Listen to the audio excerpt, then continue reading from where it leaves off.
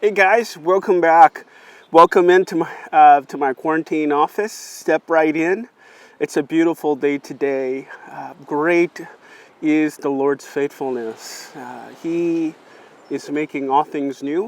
Wherever you might be watching this, different parts of the country in the U.S. or different parts of the world, we just want to say we are praying for you and we miss you, and we can't wait until we gather again. Things are changing very rapidly with COVID-19, this public health emergency. Many of us in leadership with 180 is in discussion of how we can reopen. And, we still don't know. AMC Theater is still closed. NYU is closed. So our options are limited, but we were hopeful. We will, in the next month, begin to mobilize host sites so that at least we can worship together in our geographical areas or our small groups or friend groups, and we can at least worship together. We're looking forward to that. My wife and I want to visit as well and see you throughout the summer. We're very excited for that. And now there are a couple of things that I want to address today, particularly one, with the new immigration ban on banning all visas because of the pressure COVID has put on the U.S. economy. Now this I know for many international folks with student visas particularly, makes your situation in the U.S. very precarious. And I know that that's a dagger to many of your hopes working or living in the U.S. We just want to let you know we don't believe in the idea of America first. We at 180 believe in kingdom first. We believe God has sent you to New York. We believe God has sent you to the U.S. To fly in your relationship with God. And we're going to pray for ways and in our power, even in policy, to create new avenues for that to happen again. So know that our heart's with you. And we're praying for you wherever you might be watching this today. We are here with you. Today, before we go into the rule of life and practice some silence and solitude, I want to read you something powerful I've been reading from the Lord of the Rings this week. Something J.R. Tolkien says in the Lord of the Rings, part 1 of the Fellowship of the Ring. Tolkien says, "The world is indeed full of peril, and in it there are many dark places. But still, there is much that is fair. And though in all the lands love is now mingled with grief, it grows perhaps the greater." Yes, as Tolkien says, but though love is now mingled with grief, I pray for you to know that it grows perhaps greater. And we believe that through these crises, that we will grow in love, stronger in love for our world, for each other, for our families. And we will pursue journeying together in this life from now to eternity.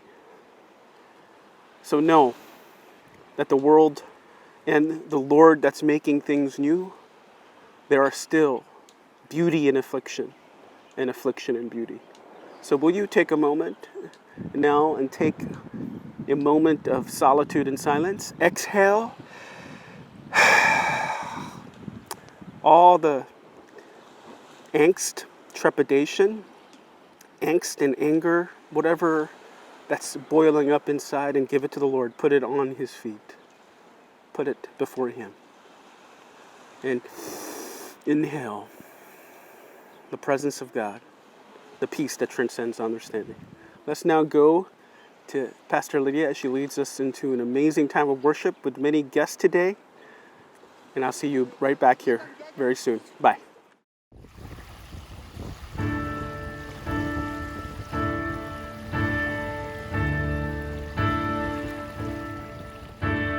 Jesus is the answer for the world today. Above Him there's no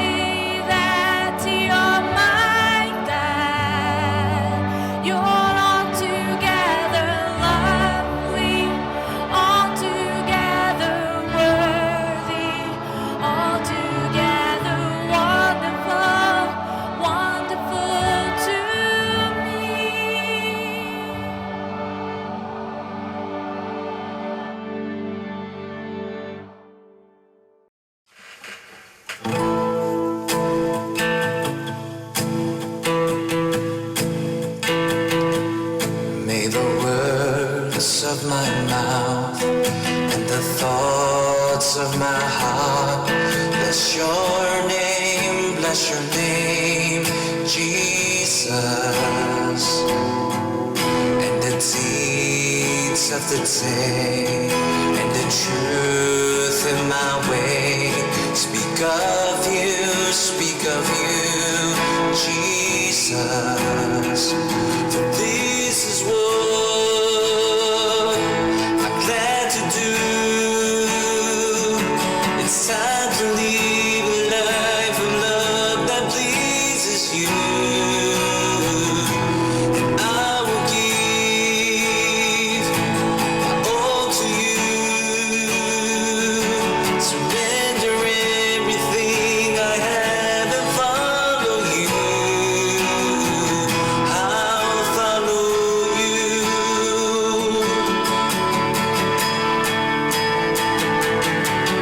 Lord, will you be my vision? Lord, will you be my guide?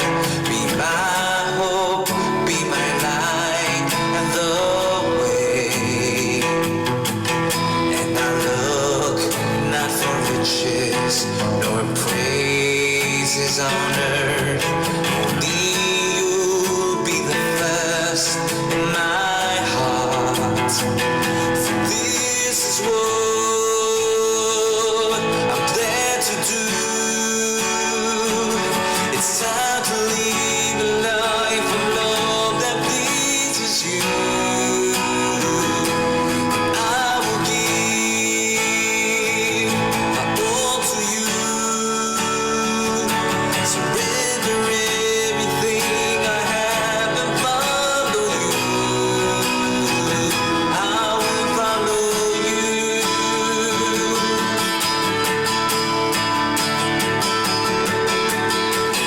I'll follow you. I'll follow you.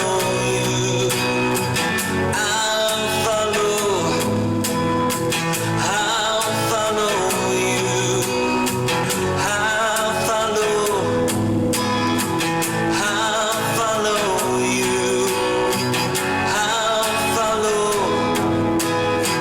I'll follow you.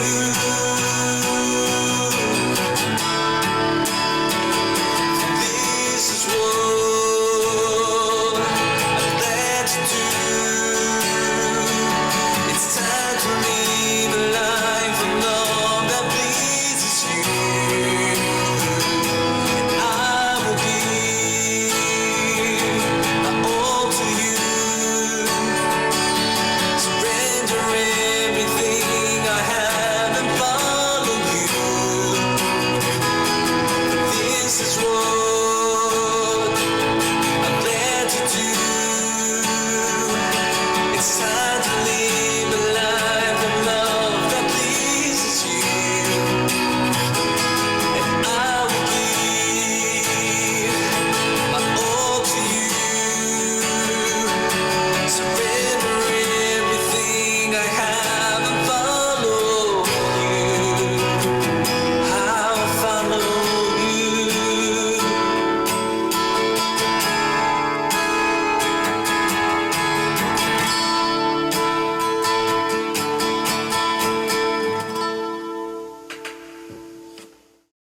A recent study, according to Pew Research Center, says that public trust in the government has fallen precipitously to historical new lows. Only 17% of Americans believe Washington will do the right thing. They can trust the government in Washington to do what is right just about always. That was about 13%. Or most of the time, 4%. Those are some staggering numbers.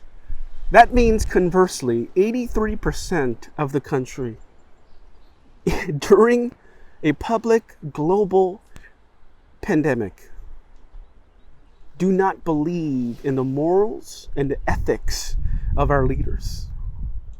That is mind-blowing. Can you even conceive that? And that's exactly what the Spirit's power confronts at Pentecost.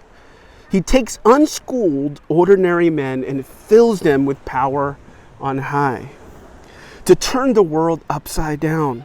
He strips the powerful and empowers the vulnerable. As an exercise of hope of all those who've been dismissed and oppressed, he uses the least of these to make the world right again. That's distributive justice, a prophetic eschatological future of the kingdom of God. As Dr. King used to say, that this is a categorical imperative. This is a law written in the heavens. And that's why I think it's so paramount to understand the psychology of power and the nature of power, and how the gospel, through the Spirit, changes this corrosive nature of power. And that's the question we want to answer today. How does the Spirit of God redeem the corrosive nature of power?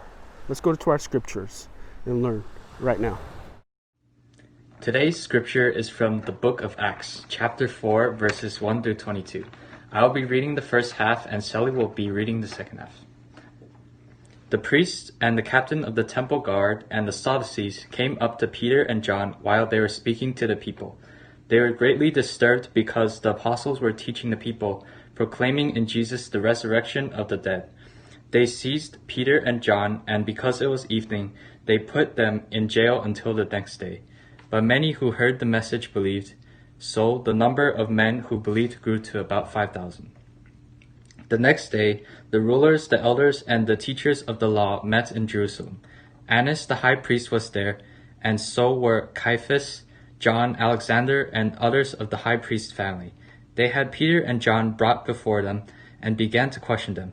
By what power or what name did you do this? Then Peter, filled with the Holy Spirit, said to them, Rulers and elders of the people, if we are being called to account today for an act of kindness shown to a man who was lame and are being asked how he was healed, then know this, you and all the people of Israel. It is by the name of Jesus Christ of Nazareth, whom you crucified, but whom God raised from the dead, that this man stands before you healed.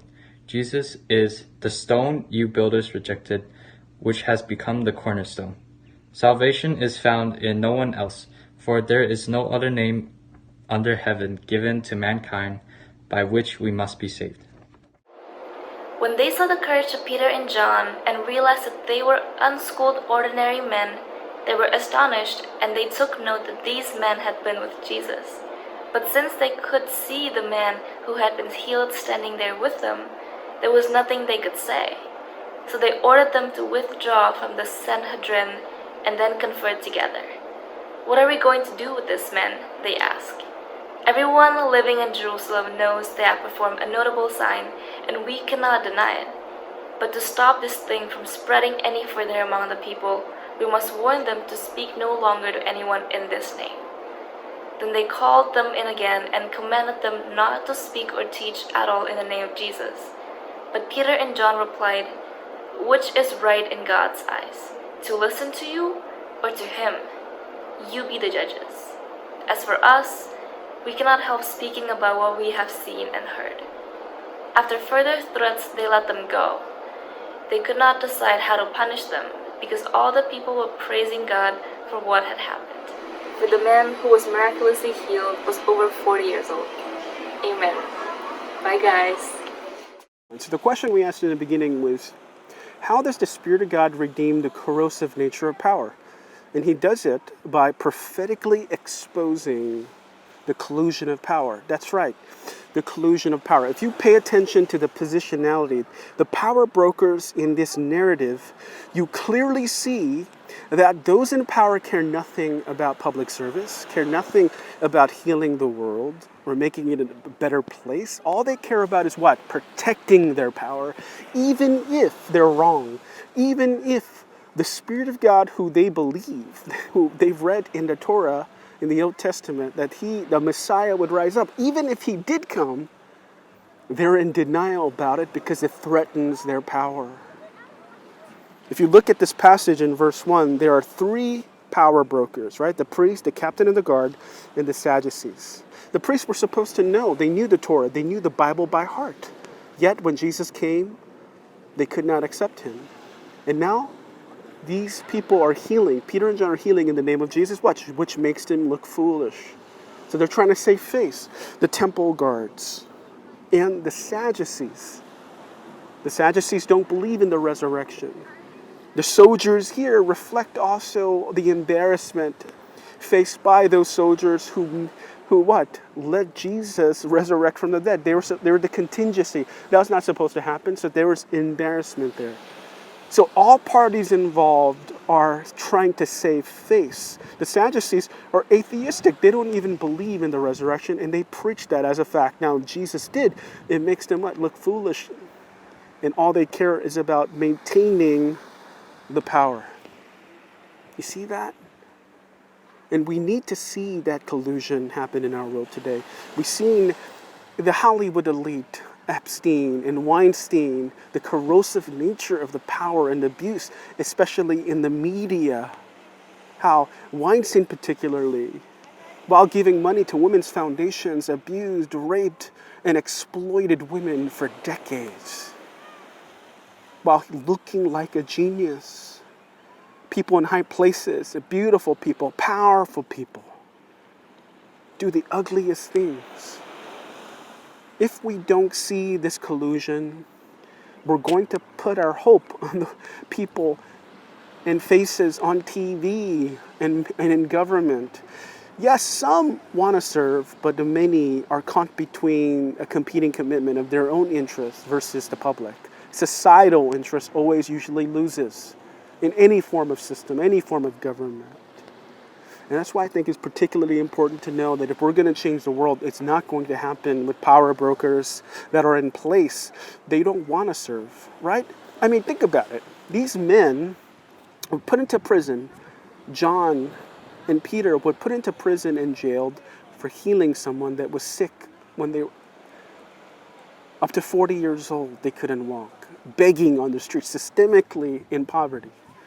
He was healed in a second in Jesus' name. They were put into prison. Just like Dr. King fighting civil rights. Just like Nelson Mandela in South Africa in apartheid. Sometimes power doesn't protect societal interest or the public good. All it does is what? It corrosively try to protect their own interest. This is why the Spirit of God came in Pentecost to fill the vulnerable, to call the foolish things of this world, to shame the wise. That's the gospel. That's the kingdom unpacked. A mustard seed. Just like the Lord of the Rings, the smallest creatures can change the course of history. And that's why this point is that we need to learn what not to put our hope in. Policy, legislation will not change the status quo. We need to change hearts and minds, and we need to be filled by the Spirit and see for ourselves that if we're going to change this world, we have to become the change that we want to see in this world through the power of the Spirit. So I pray the Spirit of God will show you in your own life that false hope that you have, that maybe I don't need to do anything. Maybe the people are just in the right places. That's not true. Right now, you need to see clearly the corrosive nature of power in world government, especially our own, and begin to really pray about, Lord, how are you calling me? So I pray the Spirit of God today will show you that. Amen.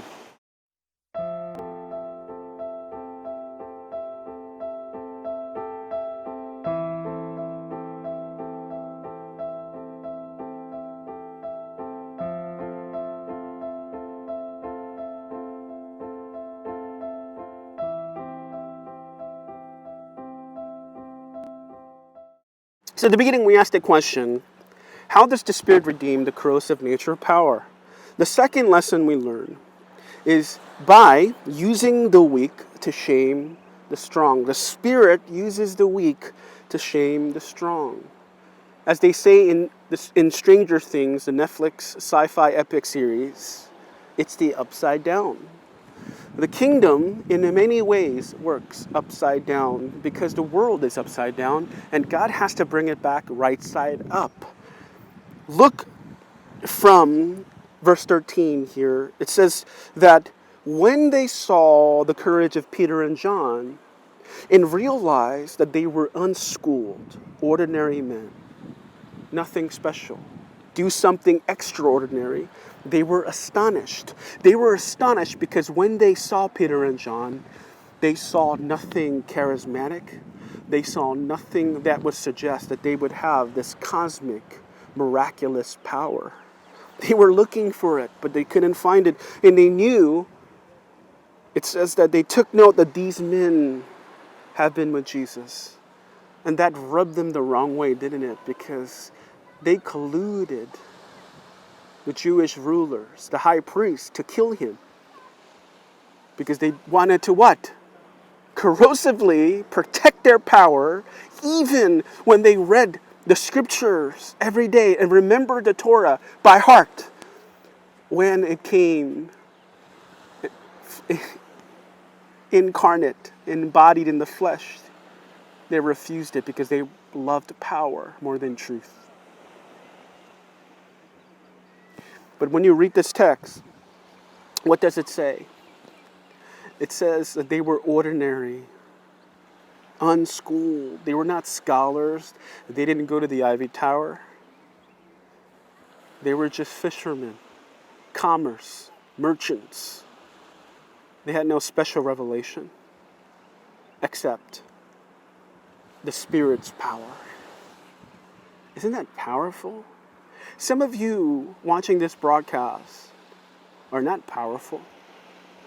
Most of us are not. But the powers of this world are still running it, right? Where we wouldn't be complaining every day. And we already said that the collusion of power is not really there to serve the populace. It's to serve oneself. And that's why we find ourselves in the story we find ourselves. This dystopian reality. In The Lord of the Rings, for some of you today, this is for you, I believe prophetically. I feel it in my spirit. There's a segment in the Fellowship of the Ring where Frodo and Gandalf have a conversation, and the conversation goes like this. Frodo says, "I wish it need not to happen in my time," said Frodo. "So do I," said Gandalf. "And so do all who live to see such times. But that is not for them to decide. All we have to decide is what to do with the time that is given us." In The Lord of the Rings, Frodo, a powerless, small hobbit, which token literally parallels humanity. Many of us, of not noble birth, not part of the aristocracy, just regular folk who do not have power, might be called. And as Tolkien says in The Lord of the Rings, even the smallest creatures can change the course of history. Today, God is calling many of you who don't want the responsibility to speak truth to power. And many of you that are afraid to be bold. Many of you that say these excuses, I don't know enough. I'm not connected enough. I don't have the right stuff. What can I do? And then we come to the gospel, and at Pentecost, we see the Holy Spirit fill these ordinary men and women. And they change the world for the better.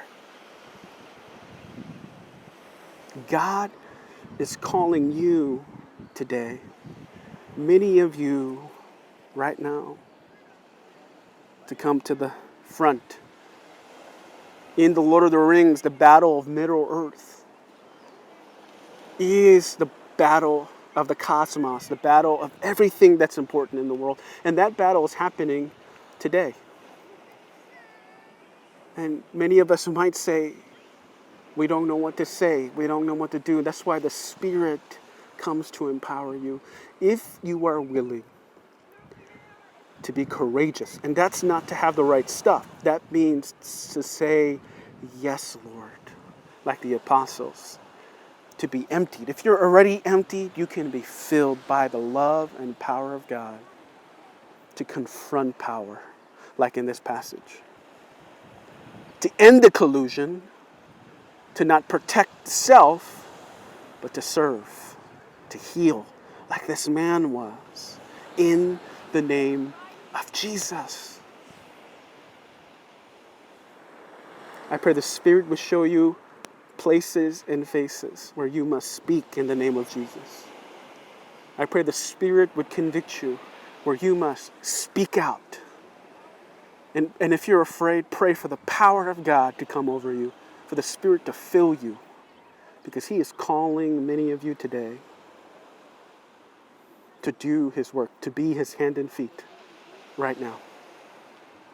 As we close our service today, will you say yes to the Lord? Will you lift your hands? It might feel silly sometimes, but maybe today is the moment where you really draw a line in the sand, where you say, Lord, I'm tired of my excuses. Spirit of God, you've been convicting me. I'm going to speak out, places and faces. And I want you to fill me to speak to power, for me to be courageous in your name and speak your name and do things in the power of your name. And say, Lord, fill me and give me the courage to act for the better of this world. Right? Because corrosive nature of power, what? Protects its own and its own interest. But the Spirit's power heals and serves. And that is what the world needs today. Amen. Will you lift your hands as you sing this song today, and let the Spirit fall and empower you. Amen. You call me out upon the waters, the great unknown, where fear may fail, and there I find you in the mystery, in oceans deep, my faith will stand. I will call upon your name, and keep my eyes above the waves. When oceans rise, my soul will rest in your embrace. I am yours, and you are mine. Your grace abounds in deepest waters. Your sovereign hand will be my guide. Where feet may fail and fear surrounds me, you've never failed.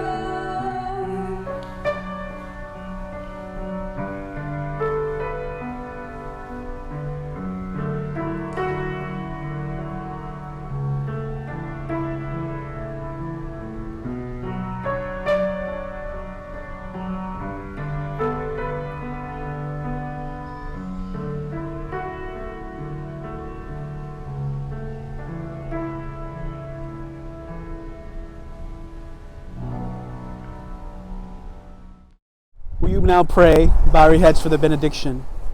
Be still and know I am God. Be still and know I am. Be still and know. Be still. Be. God bless you. Until next time, can't wait to see you next week. Bye-bye now.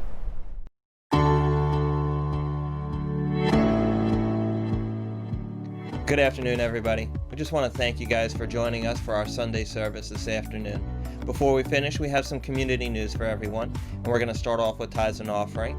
As a reminder, you can always tithe through Venmo at Church180, through our website, 180church.tv, using PayPal, or you can tithe through Zelle and Chase QuickPay at offering at 180church.tv. Our next announcement is about the Bible Reading Group, which you can find on Instagram at 180brg, as well as on Tumblr at 180brg. And here we post just a chapter of the Bible every day and a verse of the Bible on the Instagram account, so that we can continue to have God's Word present at all times in our lives, because we don't live on bread alone, but we live on every word that comes from the mouth of God. Our next announcement is about the prayer text hotline, which you can find at 539-7-PRAYER or online at prayer@180church.tv. Again, with everything that's going on in the world, sometimes we need a little bit of help, and the prayer text hotline is there so that we can lift up our requests, not only for ourselves, but for our loved ones, our friends, and our family to God, and so that we're not praying about these things alone, but we're praying for them in the context of community. Our next announcement is about small groups. And even though we're socially distancing from one another, it's still so important for us to continue to meet so that we can spur one another on, not just in faith in Christ, but spur one another on and encourage each other through the difficulties and the trials that are going on in life. No matter what stage of life you're in, we have a group that would be great for you. And right now, all of our groups are meeting online. So no matter where you are in the city or even in the country, we have a group that would be perfect for you. Our adult groups meet on Wednesdays at 7:30. Our young adult groups meet on Thursdays at 7:30. And our college group, the 180 Fellowship, meets on Fridays at 7:30. If you're interested in joining a group, you can email Pastor Billy at billykim.180@gmail.com. So finally, we want to invite you to all our social media outlets. Clearly, we are social media savvy from all the lists that you see here, from Facebook to YouTube to podcasts. And I just want to encourage you guys to actually follow along, because there's so much rich resources that could actually bless you. From insightful articles through Dr. Sammy that he has written, especially from Christianity Today, to insightful, thoughtful discussions on the podcast with Pastor Lydia and Joe Lu. In addition to this, we have a new addition, which is our SoundCloud, and it's a worship playlist of all the things that Pastor Lydia has played throughout this pandemic. So if you've been blessed by any song throughout this time, you'll see it there. Use it as a way to connect with God, to remember that God is with you, and to be blessed by Him and to bless others through this situation that's going on. Those are all of our announcements for this Sunday. We want to thank you guys once again for joining us, and we hope to see you soon.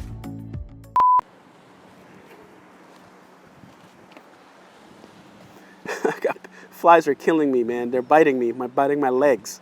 All right. Sermon intro, part 1, take 1. Thanks, Keiko, for doing this. Can't wait to buy you dinner, Joey, as well. Something expensive, very expensive. Okay. Thank you for doing this as Henry rests and takes care of Belly. It's a beautiful sunset here today, so this is kind of romantic out here. Show Joey, okay? So thanks. Okay, sermon intro, part 1, take 1. According to Pew Research Center, totally forgot. Okay, let me try that again. Okay, take 2. Only 17%. Yeah, jeez.